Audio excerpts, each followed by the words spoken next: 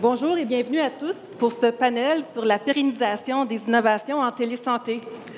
Avec nous aujourd'hui, nous avons Paul Guyot, Sabrina Lapointe et Pascal Boudreau. Donc, Paul est... Merci. Merci, Pascal.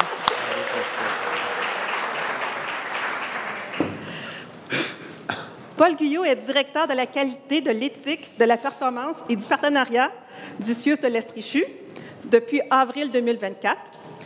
Auparavant, il a... Bravo. On va prendre les applaudissements à la fin, sinon on ne rentrera pas dans le temps. Auparavant, il a occupé le rôle de pilote télésanté en tant que directeur adjoint de la coordination de la mission universitaire depuis janvier 2020. Sabrina Lapointe est infirmière de formation et a œuvré dans les soins critiques de 2002 à 2018. Depuis 2018, elle occupe les fonctions de coordonnatrice de la télésanté et elle dirige le Centre de coordination de la télésanté CIUS de l'Estrichu. De main de maître. Enfin, Pascal Boudreau est conseiller cadre et gestionnaire de l'équipe Innovation et Télésanté du Centre intégré de santé et services sociaux de l'Outaouais, le CISO, depuis 2022. Il est spécialiste dans l'analyse des besoins cliniques et organisationnels en lien avec les outils de collaboration numérique O365. Pascal cumule 17 ans de pratique en santé mentale. Donc, bienvenue à vous trois. Merci. Le déroulement... Merci. Donc, le thème de notre panel, c'est la pérennité des services de télésanté. Et nous allons commencer par une présentation de nos panélistes sur ce que signifie la pérennité et comment ils actualisent cette stratégie dans leur établissement respectif. Par la suite, nous aurons droit aussi à une période de questions et d'échanges avec la salle. Donc, nous avons Mathieu et Marie-Lou par là-bas qui ont des micros. Donc, soyez prêts là, tout à l'heure. Vous pourrez aussi partager vos bons coups, vos expériences donc, dans cette période d'échange. Nous sommes prêts à commencer? Go. Donc, je vais laisser la parole à Paul et Sabrina pour présenter comment vous faites la pérennité des services de télésanté au CIUS de l'Estrichu. Merci, Yoséline. Alors, en fait, on vous fait ça le plus rapidement possible en intro pour pouvoir ensuite recevoir vos questions puis échanger avec vous comme présenté. Donc, en fait, on est parti sur notre contexte dans lequel on a vécu la télésanté. On était sur un défi de pérennisation, comme à peu près tout le monde, sur la post-pandémie. Il s'en est déployé beaucoup. Ça a été un gros levier, mais il s'en est déployé avec un accompagnement ou une structure relative, bien sûr, parce qu'on était un peu en urgence de déployer. On s'est rendu compte de toute l'importance de la gestion de changement en contexte de nombreuses transformations, la place que ça prenait au fur et à mesure dans l'accompagnement, dans l'appropriation, dans la manière de consolider, puis surtout de s'assurer qu'on soit le moins nécessaire dans le suivi puis dans l'actualisation. Donc, comment, comme équipe, comme accompagnateur, on pouvait se retirer progressivement. Bien sûr, on faisait face aux défis de roulement de personnel, puis quelques défis dans le réseau pour l'obtention, l'utilisation de la technologie pour les usagers, les professionnels, autant intra qu'extramuros. Donc, c'était les défis pour lesquels auquel on faisait face, bien sûr, dans ce contexte-là. En fait, on a, pour le CIUS de l'Estrichu, positionné il y a déjà quelques années la télésanté comme étant le 7e volet de notre mission universitaire. Donc, il y a 6 volets courants de la mission universitaire dans les établissements qui ont une désignation, recherche, enseignement, transfert de connaissances, innovation, etc. Et très tôt, la télésanté a été placée comme telle parce qu'il y a 2 éléments. Il y a un élément de soutien à l'innovation, à l'implantation des nouvelles pratiques, donc l'actualisation, la pratique en soi. Puis il y a tout le volet enseignement, bien sûr, et transfert de connaissances qui était associé. Donc pour nous, c'était assez naturel de l'avoir dans ce giron de la mission universitaire. Je dis nous, mais je n'étais pas là quand ça s'est fait, mais je trouvais que c'était une excellente idée. Et en fait, comme direction de coordination de la mission universitaire, on le portait comme tel, donc dans la collaboration avec les différentes directions internes et partenaires, c'était un élément qu'on pouvait porter davantage à ce niveau-là. On s'est doté d'une planification stratégique, donc on l'appelle la stratégie 23-27 dans l'établissement. Puis comme vous pouvez le voir, on a un des objectifs qui porte directement sur la mission universitaire. En fait, c'est un objectif de le pérenniser. Donc pour nous aussi, ça devenait un levier de s'assurer qu'il soit au cœur de notre stratégie. Ça nous permettait de l'aborder de manière transversale dans l'organisation avec toutes les directions et de voir quels pas on pouvait faire, direction par direction, secteur par secteur, pour venir mettre des pas concrets en lien avec la télésanté, entre autres, mais en se basant aussi sur les autres volets de la mission universitaire. Donc, quand on a une approche d'enseignement, on la regarde sous un angle, par exemple, de stagiaire, mais comment la technologie peut venir nous aider, puis faire des pas un petit peu plus transversaux à ce niveau-là. Puis, on a deux autres objectifs de cette stratégie-là qui sont des leviers majeurs pour nous, pour la télésanté. Donc, le premier qui est de rapprocher les soins et services du milieu de la personne. Donc, mieux vaut son chez-soi, entre guillemets. Donc, pour nous, c'est un livre ouvert pour pouvoir y rentrer. Puis, le deuxième, c'est toute l'organisation et la réorganisation des soins et services, puis de nos pratiques dans un contexte d'enjeu de main-d'œuvre. Donc, encore une fois, c'est une opportunité à se questionner sur la manière de ce qu'on fait, puis à transformer un peu nos pratiques. L'approche qu'on a prise très tôt dans le cadre de la post-pandémie, en fait, ça a été de placer des pilotes stratégiques dans l'établissement en télésanté. Tout le monde en a. Nous, on a pris 2 directeurs adjoints. Donc, moi, j'étais le pilote clinique, entre guillemets, dans une mission universitaire, et on avait un autre pilote techno dans notre DRIT. Donc, c'était vraiment les 2 postures qu'on voulait avec des copilotes dans les équipes opérationnelles. L'esprit était d'avoir une place dans un comité de directeurs adjoints, donc une instance transversale, et d'avoir une place pour la télésanté à ce niveau-là.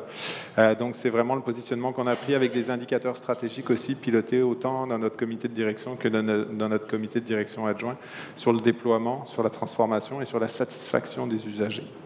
Ça nous a aussi permis de mettre des démarches en lien pour favoriser l'appropriation des directions et des gestionnaires, puis d'amener une certaine imputabilité. Puis ces 2 éléments-là, on les a travaillés beaucoup à travers un cycle de gestion en fait qu'on a implanté. Donc très tôt, pendant la pandémie, on était encore dedans, mais on voyait déjà ces défis-là. On a instauré donc un cycle de gestion, fait que c'est rattaché à un tableau de bord complet organisationnel. C'est un cycle en 4 étapes, donc annuel, qui se veut 4 moments, dont 2 stratégiques et 2 opérationnels, qui se vivent avec toutes les directions, je ne vais pas juste dire cliniques, mais toutes les directions qui ont un potentiel de déployer de la télésanté. Donc, c'est à l'année longue. On l'a créé pour s'intégrer dans les mécanismes courants des directions. Donc, on n'a pas créé des instances, des comités, etc. On est rentré dans les comités de direction de chacune des directions et dans les comités, ensuite dans leur mécanisme de fonctionnement plus courant, avec des chefs de service, etc. Donc on identifiait en fait leurs cibles et ensuite on rentrait pour faire la transformation et les accompagner. Et le portrait de l'établissement, c'est un tableau de bord qui nous permet de savoir toutes les cibles de l'établissement qui sont travaillées et qui sont suivies, mais aussi de faire émerger des cibles transversales. Mais ça, je pense que tu vas en parler. C'est tout mon texte que tu es en train de dire. C'est tout ton texte. Bon, c'est bon. Tiens. Merci. Merci, Paul. Donc, c'est sûr qu'on a réalisé 2 choses. La première année post-pandémie, mais on s'est dit, il faut capitaliser sur ce qui a déjà été fait. On a fait de nombreux apprentissages en pandémie. Puis oui, c'est important de déployer puis de continuer d'intégrer des nouvelles offres, de services, mais en même temps, tout le beau et tout le bon qui a été fait par de nombreux professionnels qui ont accepté de transformer les soins et les services qu'ils offraient en personne. Donc, on s'est dit, comment gérer quelque chose qu'on ne mesure pas? Et la fameuse mesure, c'est quelque chose qui est difficile, autant pour la télésanté que dans bien des établissements et dans bien des offres de services. Donc, on s'est dit, il faut s'assurer d'aller encadrer ces suivis-là, mais ces démarches-là, d'aller recenser qu'est-ce qui a déjà été fait, qu'est-ce qui a été fait de bon, de bien, puis d'apporter un outil qui allait mettre les gens responsables, puis qui allait engager toutes les strates différentes, autant des directions de cliniques puis de soutien, mais autant aussi nos professionnels, nos gens de terrain qui les voient, ces besoins-là, qui ont ces idées-là, mais d'aller dire, moi, j'ai le goût d'essayer ça, moi, j'ai le goût de transformer, mais qu'est-ce que je fais? pour être capable de répondre aux besoins de nos usagers. Donc, on est parti de la stratégie que notre direction a quand même déjà amenée, qui nous a amené des leviers vraiment importants. On s'est dit, en pandémie, en tout cas de mon côté, c'était fou. Les demandes, ça venait de partout. Tout le monde demandait de l'aide, tout le monde levait la main. Puis on s'est dit, à un moment donné, il faut prioriser ou il faut au moins séquencer. Donc, on s'est dit, allons créer une porte d'entrée unique pour toutes les demandes de télésanté de notre établissement. Qu'est-ce qui facilitait aussi le regroupement des services qu'on pouvait faire, puis d'essayer d'offrir là, aussi les suivis qu'on voulait faire avec nos équipes cliniques qui nous demandaient de l'aide de façon le plus globale et générale possible. Effectivement, qui dit déploiement dit gestion de portefeuille. On voulait s'assurer d'avoir une gestion de projet humaine qui incluait la gestion de changement parce que le changement, tout le monde en avait plein ses bottes. Les gens étaient tannés, les gens ne voulaient plus, mais il faut quand même être capable de voir venir. Mais ces changements-là, il faut quand même être capable d'aller percevoir les impacts de qu'est-ce que ça peut faire. Donc, on voulait vraiment être à l'affût puis être à l'écoute de ces nombreux changements-là. Bien sûr, mesurer donc des indicateurs de qualité. Le premier qui nous est venu en tête pour être capable de les mesurer puis de se dire, je crois que ça va nous donner une donnée brute qui va être vraiment intéressante. On a déployé un sondage de satisfaction des usagers.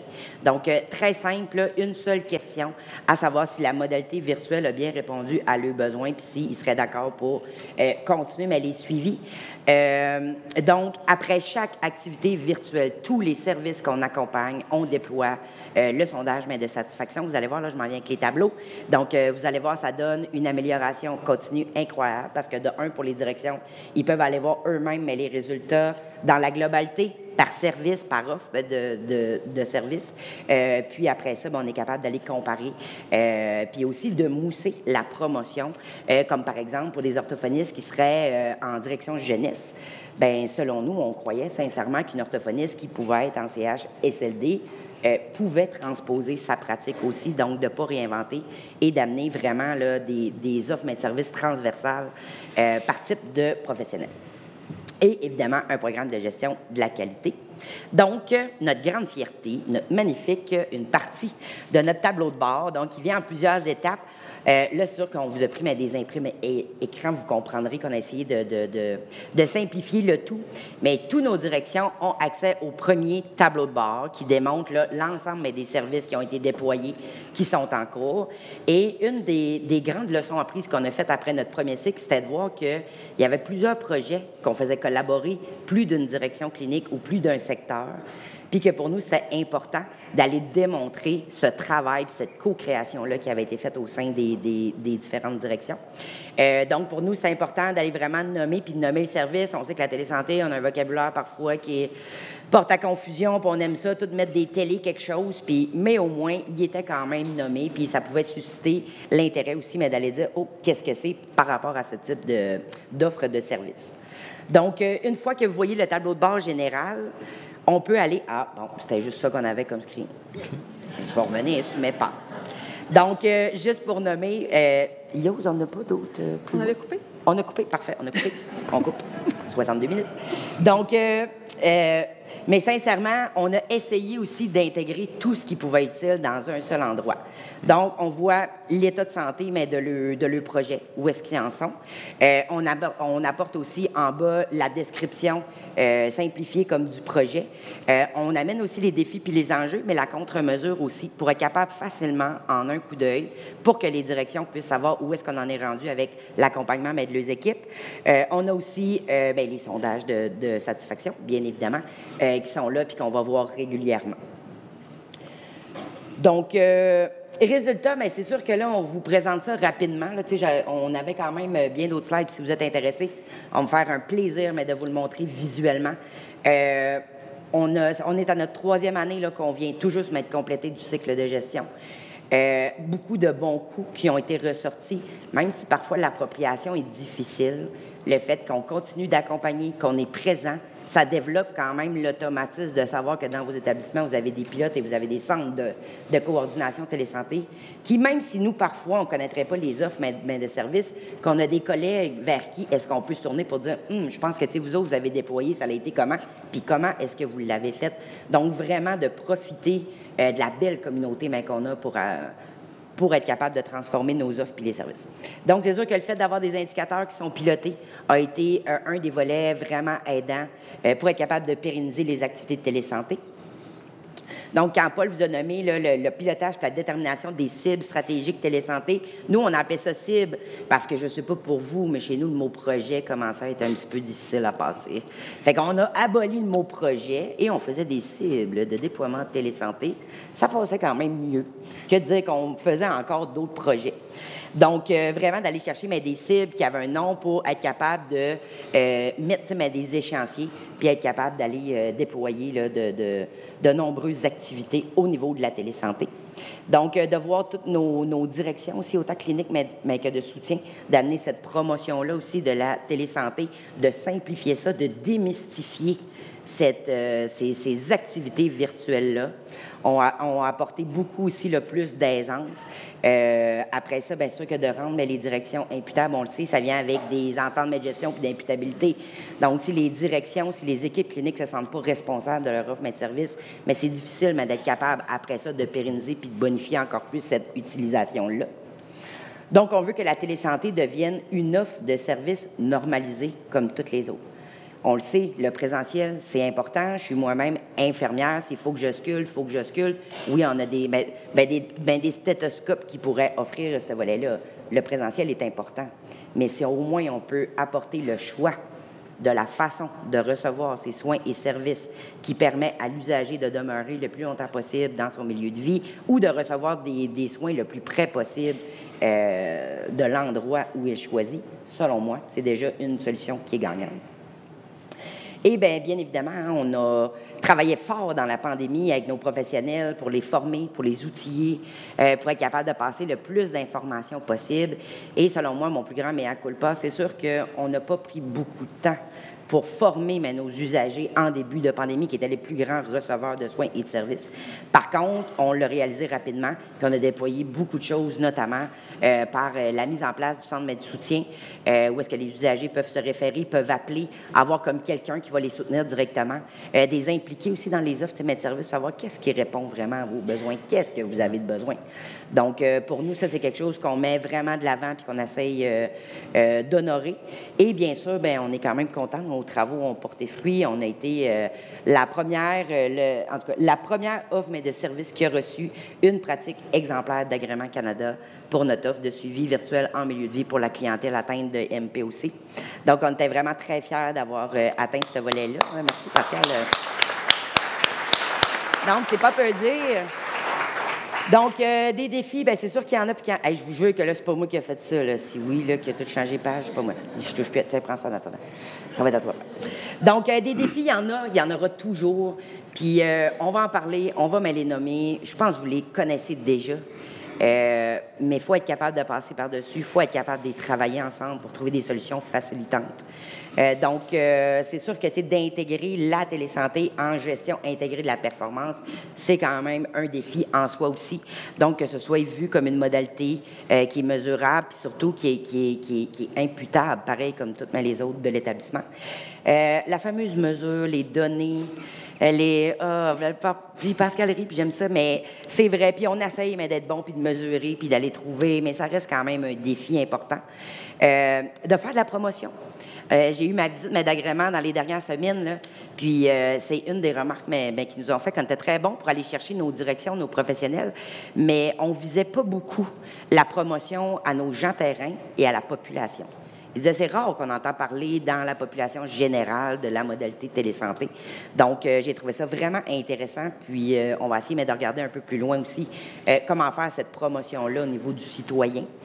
Puis de la formation continue des professionnels, donc d'être capable de tenir à jour avec tout ce qui s'en vient, avec tout ce qui change rapidement, avec les nouvelles normes, avec la cybersécurité, donc, on sait, il y en a beaucoup.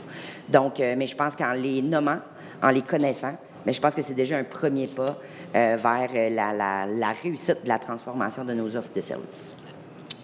Voilà. Merci beaucoup, Sabrina. Merci beaucoup, Paul.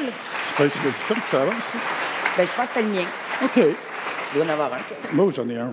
Donc, on va poursuivre avec Pascal Boudreau. Je pense qu'il va répondre à certains des défis que vous avez nommés. On comprend que pour le CIUS de l'Estrie-Chus, vous avez plus insisté sur l'appropriation et l'imputabilité des directions. Maintenant, allons écouter la stratégie privilégiée par le CISO. Première chose, je choisis une note, toujours passer avant Sandra. Sabrina. Sabrina. Sandra, t'es correct. C'est correct. Sandra est moins bonne. C'est Sabrina. C'est vraiment intéressant parce que je pense qu'aujourd'hui, sur le panel, vous allez voir, on ne vous présente pas tout ce qu'on est en train de faire, mais on a tellement de réponses pour vous. Yes, sir. Bien, écoute, c'est réglé. On va essayer quelque chose, un peu d'indulgence, s'il vous plaît. Moi aussi, j'étais en agrément. Et je ne sais pas si j'ai toutes répondu aux questions, mais on va voir ça au fur et à mesure. On va regarder quelques concepts clés. C'est vrai, on me disait que le blanc sur le bleu pâle, c'est désagréable. C'est vrai que c'est désagréable.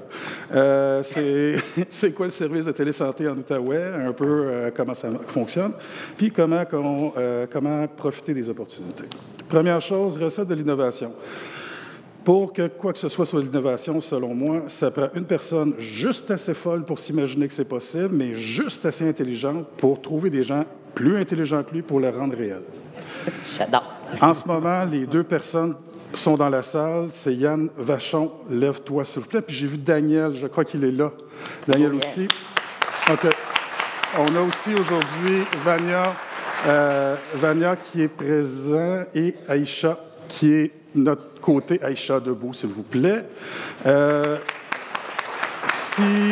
Merci beaucoup. Si je peux être devant vous aujourd'hui et si je suis capable de vous présenter ce que je vous présente, c'est grâce à eux. C'est vraiment ce travail-là ensemble qu'on a réussi à créer. Donc, et ça, c'est les gens intelligents autour de moi. Pour ce qui est de la pérennisation, je fais ça simple. Écoute, est-ce que tu es capable de disparaître? Si tu disparais, personne ne s'en rend compte, tu as fait une bonne job. Ou, le bout vraiment le fun, c'est quand tu as le monde à qui tu as transféré tes connaissances deviennent meilleurs que toi.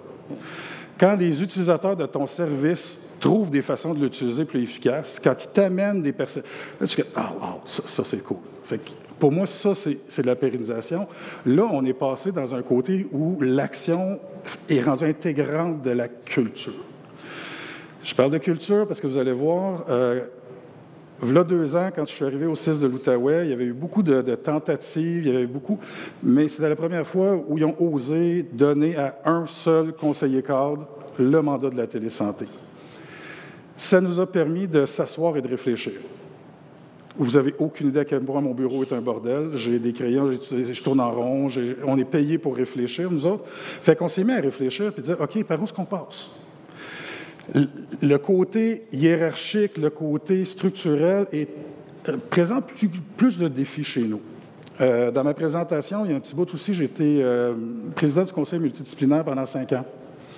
La qualité de l'acte professionnel est au cœur de toutes mes réflexions, tout le temps. Et pour moi, si on veut qu'une qualité arrive, ça ne s'impose pas. Si on la démontre à un professionnel, il va lui-même pouvoir y associer une qualité, et là, ça rentre automatiquement dans sa pratique. Maintenant, comment faire ça? Chez nous, au CIS, je suis sûr que chez vous, c'est pas ça, là, mais au CIS de l'Outaouais, promène-toi, tu poses la question à n'importe qui, fais-tu la télésanté? Non. OK, aucune réunion clinique en team. Parce que depuis la COVID, toutes nos réunions cliniques sont en... OK. Tu ne rencontres jamais de clients par team? Ben oui, là, tout le monde fait ça. C'est quoi ton problème? Ben, tu fais de la télésanté. Non, je ne suis pas médecin. OK. Donc, soit que je m'en vais au BAT, puis essayer de changer les perceptions, puis de mettre tout le monde médecin, mais ça, on l'a vu, on a essayé au Québec, ça ne marche pas. Fait qu'on s'est dit, premièrement, comment rendre disponible l'équipe de télésanté? Puis, le service de télésanté au CIS de l'Outaouais, c'est mon équipe. Mon équipe, c'est la Vania. Et ce service-là de télésanté, il est devant vous. Toute notre offre de service est devant vous. Je ne vous cacherai pas que la première version avait 4800 petits labels, toutes sortes de couleurs, ça n'avait pas de sens. On a remis ça à la planche. Et là, on est arrivé à ça. Ce qui nous permet aujourd'hui de dire que peu importe ce qui se passe au CIS de l'Outaouais, il y a une seule place où aller chercher l'information, c'est le SharePoint Télésanté. Et n'importe où, vous allez voir dans les pages plus loin, n'importe où dans ce site-là, les gens peuvent entrer en contact avec nous par un booking. Et c'est très simple, très, très simple. Si vous voyez la première ligne, tiens, là, ça marche-tu le laser? Non, ça faut fouiller. Ah oui, ça marche. Ça marche, mais là-bas, hein, je pense que c'est ça. Hey, on va le faire de même. Fait que vous voyez, hey, je shake, attends, à 2 mains, si tu moins pire. Laissez faire, c'est pas une bonne idée. Rassis-toi. On va y aller sur le visuel. La ligne mauve. La ligne mauve, c'est n'importe qui, n'importe quand, autonome.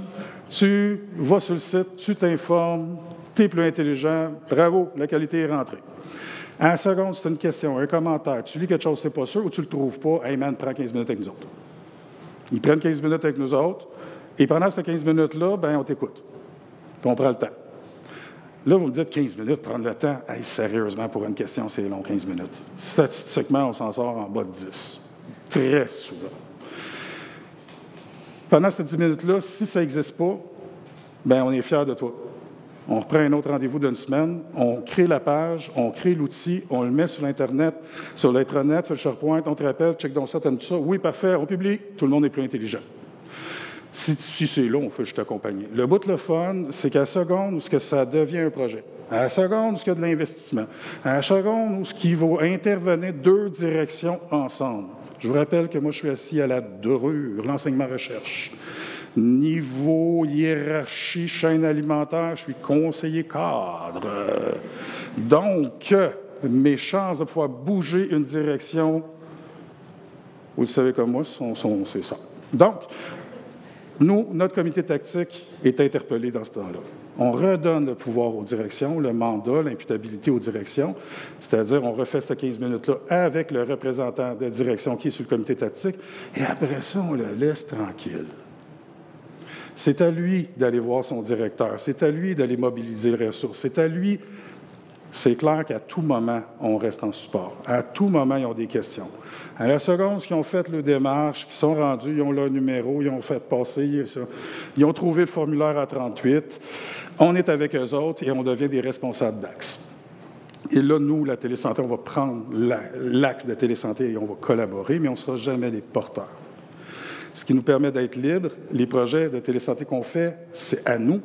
Et vous allez voir plus loin, c'est des concepts. On travaille beaucoup plus sur la réflexion de concepts.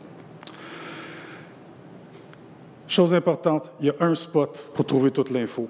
Et on est assez tannant qu'on l'a mis sur tous les bureaux du 6 de l'Outaouais. Tous les bureaux du 6 de l'Outaouais ont un lien bleu, comme en haut à gauche, qui permet à n'importe qui, n'importe où, n'importe quand de cliquer là-dessus et de tomber sur le SharePoint. Ce SharePoint-là grandit avec le temps. Comme je vous l'ai dit, à chaque fois qu'on trouve de quoi, on le met dessus. Petite parenthèse pour l'agrément. Très intéressant de faire comprendre à l'agrément que nous n'avons pas de document parce que nous, on est à jour en dedans d'une semaine. Très intéressant. L'avantage de ça, c'est justement, c'est qu'à la seconde où il y a une norme, à la seconde où il y a quelque chose qui arrive, moi, je ne modifie pas une politique. Je modifie mon site. En passant à ma politique, j'étais assez mongol qu'on l'a mis dans la politique qui est révisée obligatoirement annuellement. Hey, ça bouge tellement vite, on n'a pas le choix.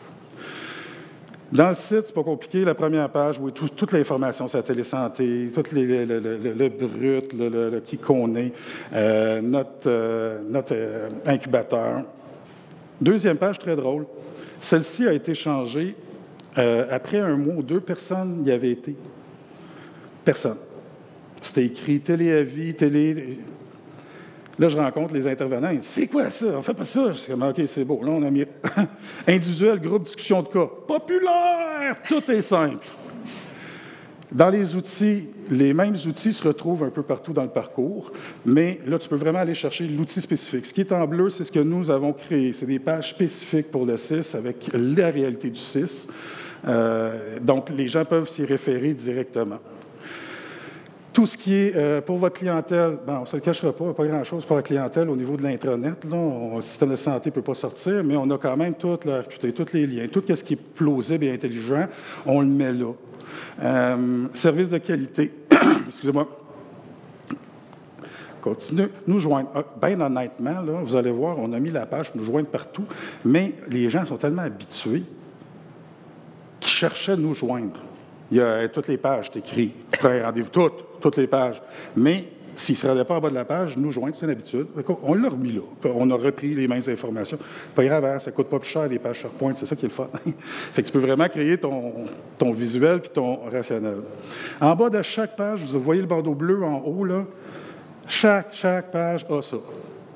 T'es pas sûr, c'est pas clair, prends 15 minutes. Yo, c'est un booking. Et là, le bout très drôle. On avait réussi à enlever au début la partie notes. Hey, ça rendait le monde anxieux. Fait qu'on l'a remis. Même si tout le monde sait qu'on ne le lit pas. On ne lit pas les... de toute façon, écoute, on va se parler français, là. Je veux dire, lequel danseur est capable de remplir un octopus pour être sûr et certain de ce qui est écrit, là? Tu sais, là, lequel qui est capable... Si je ne suis pas bien, si j'ai une question, si je ne suis pas sûr, est-ce que ce que je vais te poser comme question, c'est la bonne question? Mais moi, si je pense que tu sais ce que tu poses comme question, bien, on va finir par acheter des smartboards partout, puis tout le monde va être heureux, même si ce n'est pas ça qu'on a besoin. Donc, on la met là, mais on ne le lit pas. Pendant le premier 15 minutes, on s'assit et on parle, on t'écoute. C'est très simple. Il y a eu une situation où, booking, je vois 3 semaines d'attente. Je capotais. J'ai pris le booking, j'attendais qu'elle revienne. 3 semaines d'attente, comment est-ce qu'elle a fait? Pas trop. Et là, j'ai trouvé ça super cute, parce que la madame, très gentille, elle dit « Oui, Pascal, grâce à toi, j'étais en vacances. Moi, j'ai eu un problème le vendredi en partant de mes vacances, puis j'ai eu des maudites belles vacances, parce que je savais que le lundi, en rentrant, à 8h30, tu me répondais. Moi, j'ai eu des belles vacances à cause de toi. Fait que c'est simple, précis, puis j'aime ça. Je me dis, ben écoute, moi qui pensais que tu avais attendu. En réalité, c'est tellement simple, puis ça prend juste ce qui est disponible, fait qu'il n'y a à peu près pas d'impact sur notre routine, notre rôle. Comment profiter des opportunités? Ah, ça, c'est drôle, hein? Faut apprendre à faire la différence entre possible, plausible et probable. Il est possible, demain matin, d'offrir au Québec des plages de réservation simples pour consulter une infirmière avant de se rendre à l'urgence. C'est tout à fait possible. Il est dans mon ordinateur, je voulais le tester. C'est très peu plausible que ça arrive. Parce qu'il est probable que bien du monde panique. Quand vous observez une situation, quand vous voyez il faut toujours respecter ça. C'est pas parce que vous l'avez, c'est pas parce que c'est vrai et que ça pourrait exister que nécessairement on est prêt pour l'accepter. L'autre chose, nous, on travaille beaucoup avec des concepts. On n'est pas assez intelligent pour faire des outils simples, spécifiques. On fait ça bien de base. Donc, c'est hyper simple. On applique ça à n'importe quoi après. On est un peu très paresseux. Moi, je suis paresseux. Mais ma gang est très bonne. Mais moi, je suis paresseux. J'ai eu ça refaire. J'ai eu ça quand ils refont. On travaille beaucoup sur des concepts. On réfléchit à l'avance. Entre ça puis ça, comment est-ce qu'on ferait ça? Entre ça puis ça, comment est-ce qu'on ferait ça? Et ça, on garde ça dans nos poches. T'attends que ça pète. Hey, c'est incroyable. Quand ça pète, à quel point, là, ils veulent te parler. Ouais. Et là, curieusement, ils sont ouverts. Mais il faut que tu sois prête. C'est pas là que tu dis « Ouais, on va partir un projet, guys. T'as-tu ton numéro de bureau de projet? » Non. Il faut que tu l'aies en poche, ton concept. Il faut que tu sois prête à déployer. On a des choses qu'on a déployées qui étaient prêtes depuis des fois 1 an. La situation arrive, bang. Tu veux répondre? Exemple bien basique, là. Feu de forêt. Comment je fais pour envoyer mes anges blancs sur le bord du feu? Tu peux pas.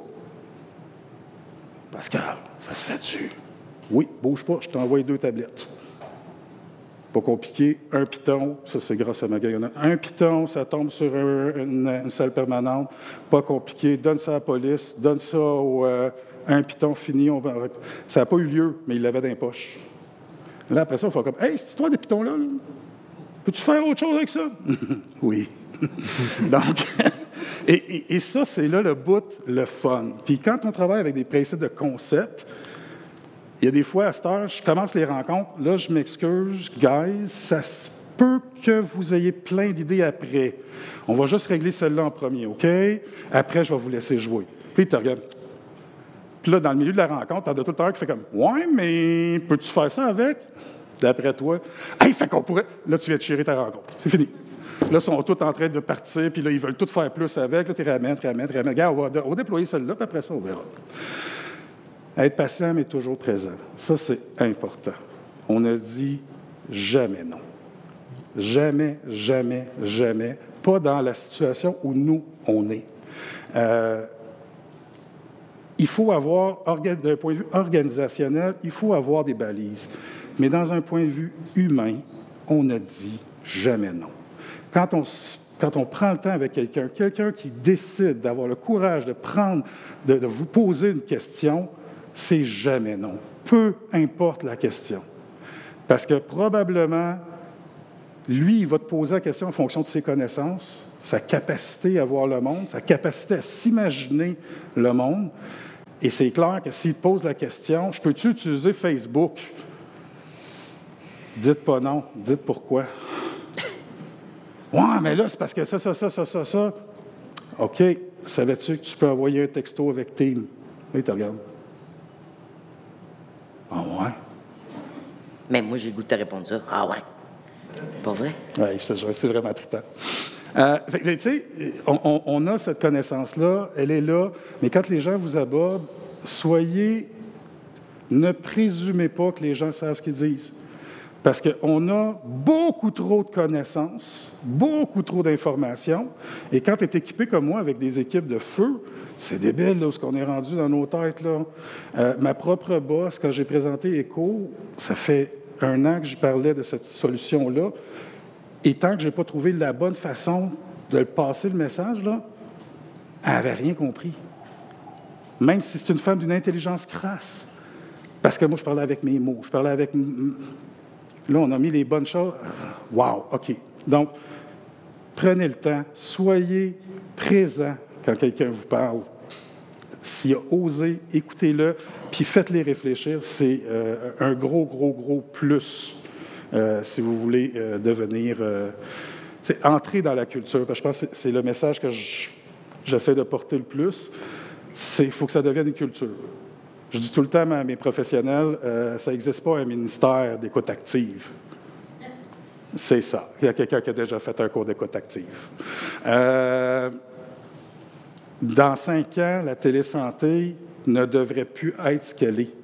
C'est-à-dire, la culture, mon souhait, c'est que la culture, la compréhension de tout ce qui est la collaboration numérique, de qu'est-ce que ça veut dire réfléchir la donnée, l'information, mais que ça devienne simple et convenu. Pour tous ceux qui sont vieux comme moi, on se rappelle les adjoints qui étaient forcés de jouer avec les souris. On se rappelle quand on a passé à Lotus, les crises. On a tout le temps ces crises-là. Mais là, je pense qu'on est dans une crise et il faut prendre le temps de rendre les gens intelligents autour de nous. Et c'est la modalité que nous, on a choisie, c'est-à-dire de tout mettre dans le centre et de laisser les gens autant venir et venir jouer avec nous là, sur les concepts. Donc, j'ai mis le code QR. Le site il est débloqué pour le Québec. Là, si ça vous tente, allez-y, gênez-vous pas. C'est fait pour ça. Ça, c'est une autre affaire de fun. Hein. Si jamais ils vous disent non, vous pouvez dire l'Outaouais l'a fait. Il y a aussi Pinel qui l'a fait. On en a plusieurs qui ont commencé. Réinventez pas la roue. Venez jaser, venez voir, puis on vous le donne. C'est correct? Merci, Pascal. Ah. Fin de la manette. C'est très bon, comme d'habitude. Ça introduit ma prochaine question. Je vais vous donner 5 minutes chaque, fait qu'en rafale. J'aimerais vous entendre sur vraiment les innovations technologiques. Comment vous prenez-vous pour tirer profit des nouveaux développements technologiques et scientifiques en télésanté et les introduire dans vos offres de services? Paul? Oh oui. Comment est-ce qu'on fait pour en tirer profit? En fait, j'ai l'impression qu'on est tout le temps un peu en vigie, on est tout le temps en train de regarder ce qui se fait, puis comment est-ce qu'on peut l'utiliser de la meilleure manière. Pascal, ce que tu disais de se préparer à l'avance beaucoup, puis d'être prêt à dégainer quand c'est prêt. J'ai l'impression que la manière dont on le regarde aussi, on a pris un angle mission universitaire, innovation, transformation, au-delà de juste la modalité.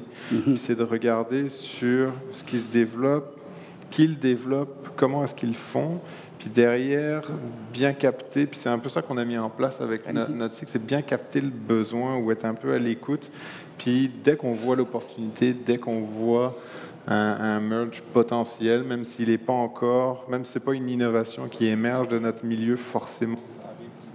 Oh, plus de micro. Ça arrive d'Outaouais. N'importe quoi, pourquoi tu dis Outaouais? C'est ça, ça a coupé ça a coupé, là. Il a dit Outaouais. Fait que ça doit... Oui, c'est ça. Et donc, à ce moment-là, de faire comme, on va l'utiliser, on va l'amener, on va essayer de le tester, de l'ajuster, puis d'avancer là-dessus, puis de le documenter. Fait que je ne sais pas si je réponds du tout à ta question, mais c'est ce que ça me fait sortir. Je vais donner la parole à mon ami Pascal pour pas que je répète ce que mon ancien patron... Je trouve ça très drôle parce que cette question-là, elle m'a tapé ses nerfs un petit peu parce que je ne savais pas trop comment y répondre. Et là, je vais parler en tant que Pascal Boudreau, qui n'inclut pas le reste du 6 de l'Outaouais. Je parle pour moi-même. Cette question-là, pour moi, est très drôle parce que c'est comme si vous me disiez demain matin, je veux avoir la meilleure Ferrari du monde, mais je ne sais pas encore comment conduire. Ah, puis vu que je sais conduire, bien, OK, je veux me déplacer, donc je veux avoir aussi un avion. Je veux avoir des bébelles, je veux avoir des outils, mais en réalité, il n'y a personne qui sait même conduire. À l'heure actuelle, pour moi, c'est la culture numérique, l'hygiène numérique, la compréhension de où est-ce qu'on s'en va, la réflexion profonde sur c'est quoi le numérique, devrait prévaloir à quelle bébelle on va mettre.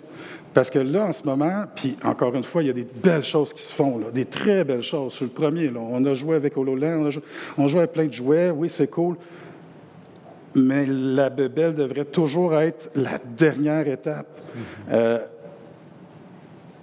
L'autre risque, pour moi, au niveau des technologies, puis là, je pense qu'on va juste séparer le jouet, le device, le add-on de la structure de collaboration. C'est deux choses, pour moi, qui est très différentes. Le risque de rentrer des bébelles pour rentrer des bébelles, je vais vous donner l'exemple type de « Hey, on veut mettre des caméras. » Cool. Qui va y regarder? Quand? Comment? Qu'est-ce que tu vas noter? Où s'en va l'information? Puis tu mets tout ça dans le bureau d'entrée où ce que tout le monde va voir monsieur un tel qui est en train de se relaxer lui-même? Et même, est-ce qu'on a le droit de...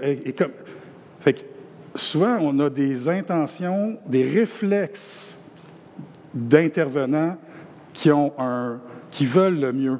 Puis là, écoute, je pourrais être tout le temps dans la chambre de mon client. Je pourrais le protéger. Hey, sérieux, man, t'as-tu vraiment besoin? Puis, t'as-tu le droit, là? T'as-tu le droit? T'as-tu le droit? Est-ce qu'on a le droit de monitorer quelqu'un à ce point-là? Est-ce que... Puis là, je ne vous ai même pas posé la question, est-ce que c'est pertinent? Si j'écoutais, pour moi, toutes les compagnies de ce monde, sérieux, on va tuer la planète parce que le Grand Nord va être rempli de Costco, de serveurs, juste pour stocker notre scrap. Juste pour stocker notre scrap, parce qu'on a vraiment une anxiété en santé, on ne comprend pas qu'il faut déliter des choses. Fait que, pour moi, là, faire cette différence-là, je pense qu'à l'heure actuelle, je comprends, je valide, c'est le fun, mais je trouve qu'on est en train de rentrer des jouets dans une maison qu'on ne sait même pas comment faire vivre la maison. Me permets-tu de... Tout à fait. L'élément aussi, c'est qu'avec la recherche et développement, on se rend compte qu'il y a beaucoup de choses qui se développent qui sont, pour une partie, déjà existantes dans d'autres solutions ou dans d'autres éléments qui existent déjà. Fait que je pense que notre réflexe aussi, ça a été de rapidement, quand il y a des projets de recherche qui veulent s'implanter avec des directions cliniques ou administratives, puis qu'une des options, c'est de développer une bébelle ou de développer une solution. Je m'excuse, je vois que c'est méprisant quand je dis bébelle. Tu le dis, puis ça m'écoeure. Un outil... Non, mais en fait, la solution ou quelque chose, oui. C'est rapidement de se dire, OK, mais quelle va être la plus-value réelle si on a déjà un outil qui est utilisé, déployé, puis on l'a vécu beaucoup, entre autres, avec Teams, mais pas seulement. Donc, toutes sortes de projets où l'innovation, c'était d'amener une nouvelle interface. OK, c'est intéressant, mais si demain matin, on veut la pérenniser, si on veut continuer dans cette culture-là, il y a probablement 80 à 90% de ce que vous voulez faire qui est déjà réalisable avec quelque chose qui est implanté, qui fonctionne, puis qui donne des résultats. Fait qu'il faut juste regarder où est-ce qu'on met l'énergie pour vrai. Puis je pense que pour l'innovation, c'est ça, l'énergie qu'on va y mettre comme réseau, c'est vraiment en valeur ajoutée pour nos usagers, pour nos professionnels.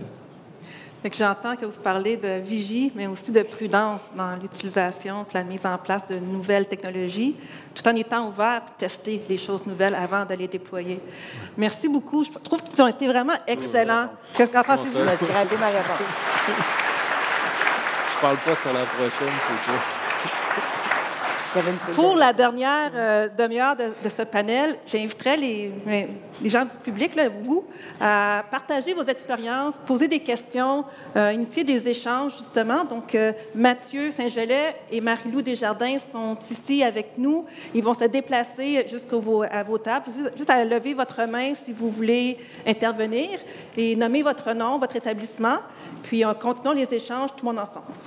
Gênez-vous pas, là, nous autres, on est assis en avant, là, c'est bien pire. En attendant que quelqu'un ose, je vous donnais un exemple. C'est toujours comme ça qu'on fait ça, j'aime ça. Un exemple très drôle j'appelle ça le complexe du code QR, ou comment innover à être plus stupide. Dans notre outil, ben oui, tu vois, c'est cool. Dans notre outil documentaire qu'on a, qui s'appelle ECHO, les gens font des trousses. Et les trousses, oui, Yann, il a honte. J'aime ça quand il fait ça. Dans le temps, les trousses, c'est un PDF de 4 pages, écrit en 10, avec 4 colonnes, dont un bord qui est le titre, l'autre bord. Et ça, là, pour être technologique, on met un code QR. Essayez d'ouvrir ça, toi, sur un téléphone. Puis le bout encore plus cool, c'est que ça s'adresse aux infirmières à l'unité qui n'ont pas de téléphone.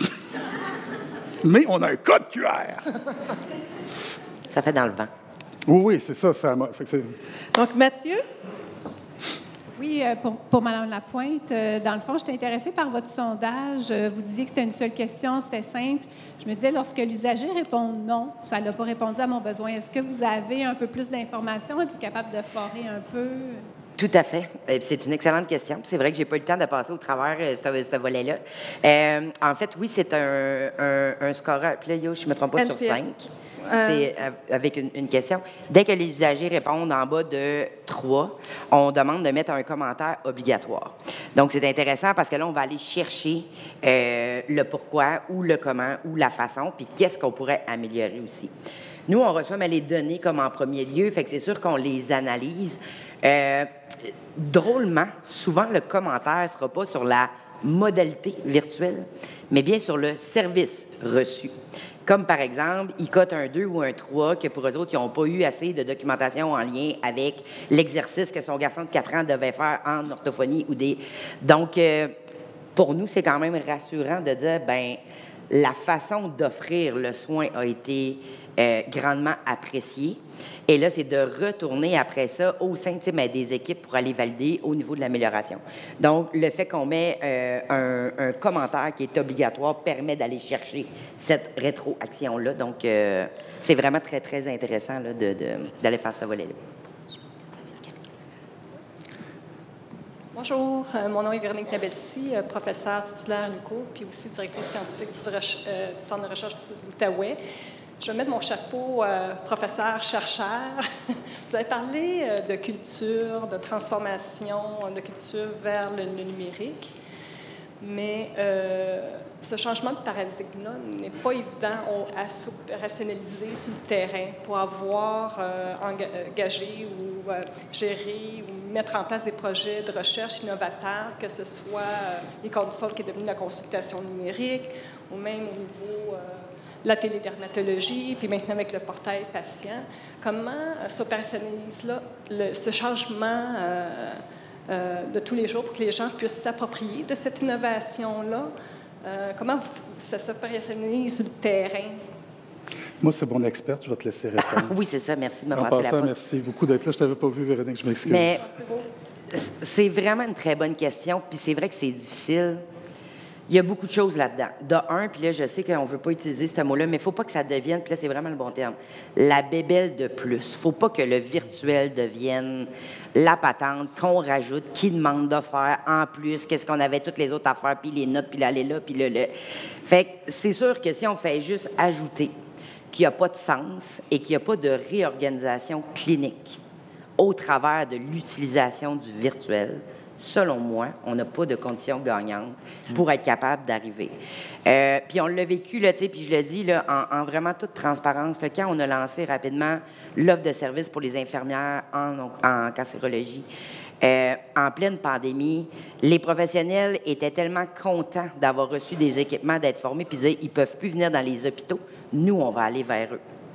La problématique, c'est que les IPO ont des patients qui les appellent sur des boîtes vocales, des patients qui viennent les voir en passant dans le bureau, des patients qui reçoivent des traitements qu'il faut qu'ils aillent voir comment est-ce qu'ils vont, reçoivent mais des courriels, le médecin appelle, la pagette, Fait que pour eux, de venir rajouter qu'il faut qu'ils organisent une rencontre team pour être capable de... La notion de spontanéité a été beaucoup plus difficile et a joué un rôle majeur envers la pérennité mais de ce service-là. Donc, quand je vous dis de réorganiser, puis je le sais que ça demande, puis je le sais que c'est difficile, puis juste déjà de questionner le statu quo fait déjà faire des frissons à bien des professionnels. Tu dis, pourquoi tu le fais? Parce qu'on le fait de même. Fait que déjà d'aller brasser un peu dans le « on est bien dans nos choses », puis là, pourquoi qu'on irait vers là? Donc, de créer du sens, d'essayer de trouver des tâches qui sont à valeur ajoutée. On est entouré de professionnels, d'agents, de techniciens, de cliniciens qui sont capables de voir quelle est la meilleure personne pour créer cette tâche-là, pour amener la plus-value. Puis selon moi, ça crée un sentiment d'appartenance, puis ça fait qu'on le fait pour une seule personne, pour nos patients. Donc, ça demande énormément de temps de réorganisation. Il faut être patient. Puis Pascal l'avait dit, moi non plus, c'est pas dans mes cordes d'être patiente, mais pour être capable d'être à l'écoute. Mais des fois, ça prend le petit poussée pour dire, là, on va l'essayer là, puis on verra ce que ça va donner aussi à la fin. Là. Tu sais, des fois, ça prend un petit coup de pouce, pour pas dire un petit coup de pied. Mais bien placé, c'est thérapeutique. Mais bien placé, avec un beau petit talon haut, je vous le dis, ça passerait bien. Tant qu'il y a un mot de sécurité. Avec un mot de passe, avec une majuscule, 2 minuscules, puis un point d'exclamation. Si je peux... Vas-y, tu veux-tu mettre un complément? Est-ce que j'ai bien répondu à votre question? Je suis rendu loin, mais... Si je peux me permettre, Booking, ce que je vous ai montré, savez-vous que j'aimerais savoir dans ça qui est capable de me dire, qui est capable d'offrir un service à la clientèle dans un temps organisationnel limité de 30 minutes avec 100% de satisfaction, disponible au moment pertinent pour la personne? C'est pas plus compliqué que ça. Puis, regardez, c'est pas parce que c'est pas de valeur, c'est pas parce que c'est la culture. Et moi-même, dans le temps, quand on a sorti ça, si vous saviez, et les critiques que je reçois encore, « Ouais, mais là, ton équipe doit être débordée. » Pas toutes. Mais ça gère ça, tout ça. « Ouais, mais là, tu dois... » Ça le fait tout seul. Tout est simple. Mais malgré tout ça, dans la plupart des institutions que je connais, tout le texte est en Excel et tous les chiffres sont en Word. Checkez bien, vous allez voir. En tout cas, chez nous, il y en a beaucoup. Fait que, regardez, c'est des cultures. Et changer ça, je pense que c'est des gens comme dans la salle où vous prenez des risques, vous prenez des décisions. Vous dites, si personne ne l'a fait avant, c'est ça le problème. Hein? 3/4 du temps, quand on parlait des bébelles tout à l'heure aussi, je l'ai dit, je voulais le dire, j'ai oublié, mais première question qu'on se fait poser, y a-t-il quelqu'un qui l'a fait? S'il n'y a personne qui l'a fait, ouf! Y a-t-il quelque chose d'écrit? Non, c'est nous autres qui va l'écrire. Ouf! Ou la fameuse pause. Prouve-nous que ça va être... Oui, c'est ça. Prouve-nous, mais achète-les pas. Une autre question. Parler d'innovation, que ça apporte la valeur, mais la valeur pour moi, pour l'usager, pour le médecin ou l'intervenant doit différer. Comment vous le mesurez, cette valeur-là intrinsèque? C'est une belle question pour toi, ça, je trouve. Puis je peux peut-être revenir sur ce que vous demandiez avant, votre question, c'est qu'il y a aussi toute l'approche inter. On voit des équipes avec des expertises complémentaires, des approches en mobilisation de connaissances, en évaluation. Puis ça, je pense que ça nous permet de placer les projets de la bonne manière, puis de regarder quelle stratégie on met en place pour bien les pérenniser en fonction des publics. L'évaluation de la valeur ajoutée. En innovation puis en transfo, on le suit de plusieurs manières en fonction de ce qu'on va viser pour nos publics. Actuellement, je vous dirais qu'on est beaucoup sur l'évaluation en amont, business case sur qu'est-ce qu'on va viser avec cette innovation-là, ça va être quoi la réponse attendue en bout de ligne. pour nous aider à prendre la bonne décision, est-ce qu'on va l'implanter ou pas. Je pense qu'il y a un grand souci de gestion de capacité, de gestion d'énergie, puis associé à une forme de gestion du risque qui doit se moduler. On veut effectivement s'en permettre un de dire, ben oui, il va falloir qu'on puisse acheter et tester si on veut voir ce que ça donne pour vrai, mais en même temps, jusqu'où on est prêt à aller sans savoir que ça va fonctionner exactement. Mais je dirais que cet écart de risque-là, il faut qu'on soit capable de rentrer dedans, même si, en fait, de diminuer le risque que ça ne fonctionne pas au maximum. Comment est-ce qu'on l'évalue? On l'évalue aussi, nos innovations, avec tous les suivis qu'on met en place quand même, je pense. On a des éléments de satisfaction, des éléments de valeur ajoutée dans notre cycle. À date, je pense qu'il y a ces éléments-là. Puis comment créer... Puis c'est vrai que la valeur de chacun est différente. Par contre, moi, ce que j'aime, quand je vais rencontrer les directions pour faire mon cycle de gestion de la télésanté, j'aurai toujours en tête préparé pour être capable de savoir c'est quoi les priorités du ministère qui s'en viennent ou des grandes plateformes qui pourraient répondre à quels besoins. J'essaie de savoir c'est quoi mes offres de services de mes directions. Est-ce qu'il y a des enjeux que je connais ou est-ce que je pourrais aller faire des gains potentiels puis être capable, tu sais, de leur apporter, dire que si on fait telle transformation, on va être capable d'aller chercher ces gains-là. Puis j'essaye aussi de faire rayonner des initiatives qui ont été faites dans d'autres directions, puis surtout de ramener toujours avec le volet de nos usagers. Parce que, veut pas, c'est eux qui nous dictent qu'est-ce qu'ils ont de besoin, la façon qu'ils ont de besoin, puis qu'est-ce qui est important pour eux, puis qu'est-ce qui est prioritaire. Fait que c'est sûr que cette belle amalgame-là, selon moi, quand on réussit à le tricoter comme il faut, je pense qu'on sort des gains. Des fois, ils sont minimes, mais je pense que l'important, c'est de dire, s'il y en a un gain, il y en a un. Mais c'est sûr qu'il faut...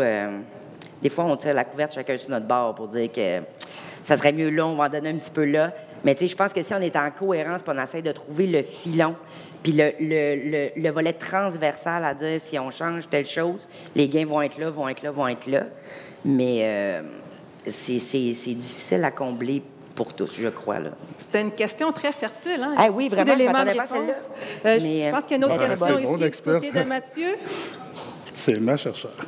Salut, moi, c'est Yann Vachon. Pascal, c'est mon gestionnaire. Sympathie. Oui, je sais.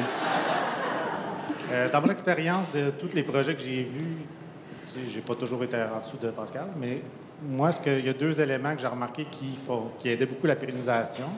Vous l'avez mentionné un peu, peut-être de façon implicite, mais pas directement, fait que je vais le demander. Qu'est-ce que vous pensez de lorsque les solutions sont interopérables avec les solutions déjà présentes et la simplicité de la solution, autant pour celui qui l'utilise, le professionnel, que l'usager qui va vivre cette situation-là en télésanté? Wow! Non, mais c'est une belle réponse. Je ne sais pas si j'ai le goût de donner ma réponse. T'es pas game. Non, mais en fait, la simplicité, là, tout le monde veut ça.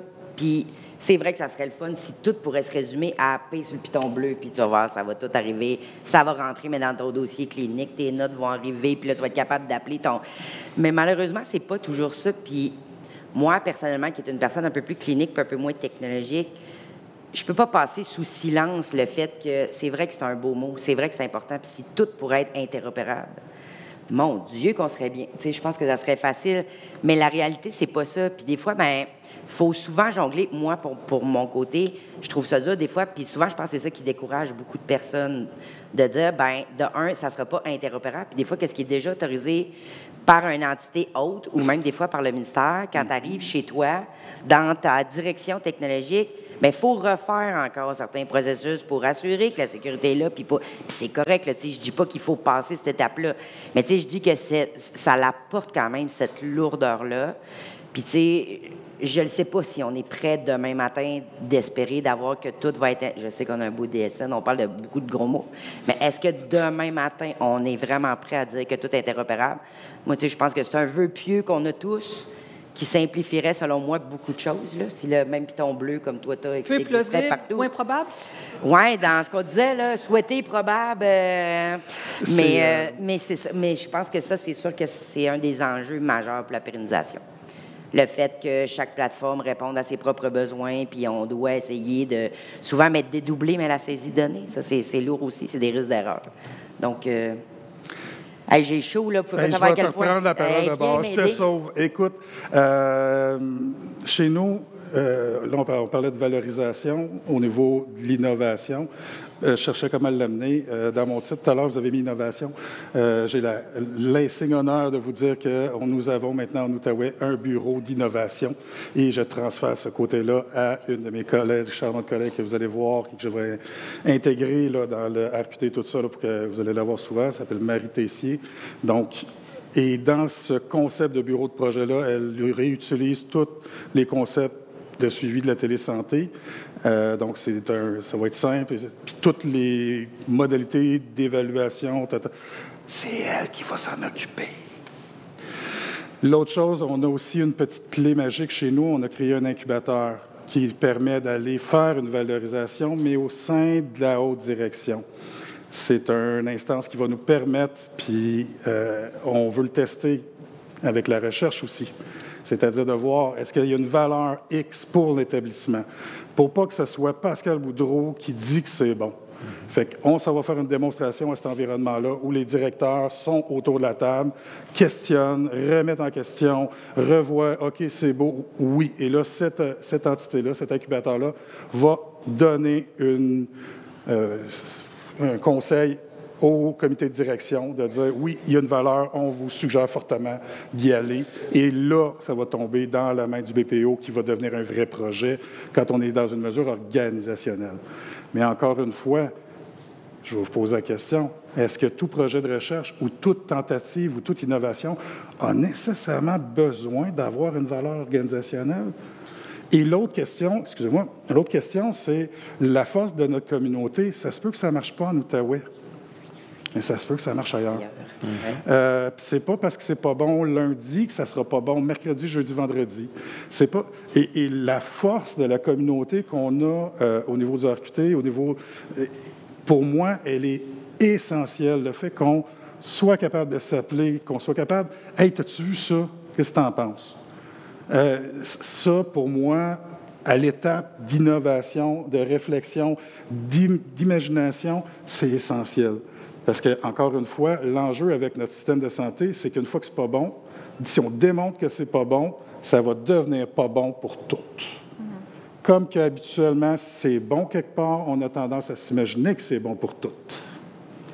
Je vois qu'il y a d'autres questions. Marie-Lou et ensuite Mathieu aussi, il y a quelqu'un qui veut faire une intervention. Donc, allez-y, Marie-Lou. Mathieu en premier? Il y a plusieurs personnes qui attendent. Donc, on va essayer de faire des questions, des réponses très courtes. Oui. Pour aller en rafale. Il nous reste 13 minutes. Courtes. Moi, en fait, c'est plus un remerciement. Puis, en fait, c'est Michel Lebet de l'Institut Philippe Pinel. Un remerciement, puis vous inciter à aller visiter le SharePoint que Pascal a mis en place. C'est noté. Moi, quand il a présenté ça au RQT, ça m'a... C'est ça qu'il me faut à l'Institut Philippe Pinel. À l'intranet chez nous, Télésanté, il n'y a personne qui était capable d'aller trouver l'information sur la télésanté. Ils ne savaient même pas que ça existait. Quand j'ai vu la présentation, j'ai dit « Wow, comment je vais faire ça? » Parce que de formation, je suis infirmier. Mais avec l'aide de Pascal et le SharePoint, c'est tellement plus facile. On a été capable de mettre ça en place. Je me suis inspiré, en tout cas, c'est quasiment gênant, parce que... Au contraire, c'est un honneur. Mais puis de prendre un rendez-vous avec Booking, on peut faire aussi une demande de service facile. Puis là, on a fait le lancement tout dernièrement. En tout cas, allez visiter le site. On n'est sûrement pas le seul à avoir pas centralisé l'information de la télésanté. Les intranets dans les établissements, surtout les gros établissements, c'est un fouillis, un cacofouillis. Il y a beaucoup de ménage à faire. En faisant un SharePoint, on peut vraiment faire une mise à jour, centraliser les choses. Alors, je vous incite fortement à aller voir son SharePoint. Merci. Bravo. À ton équipe. Oh oui. Ah oui. D'un Mathieu à l'autre. Bonjour tout le monde. Je vais poser ma petite question. Hein. Vous savez, il y en a tout le temps une.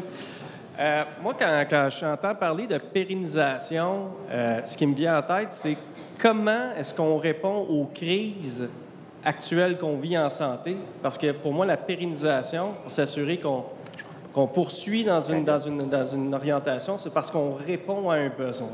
OK?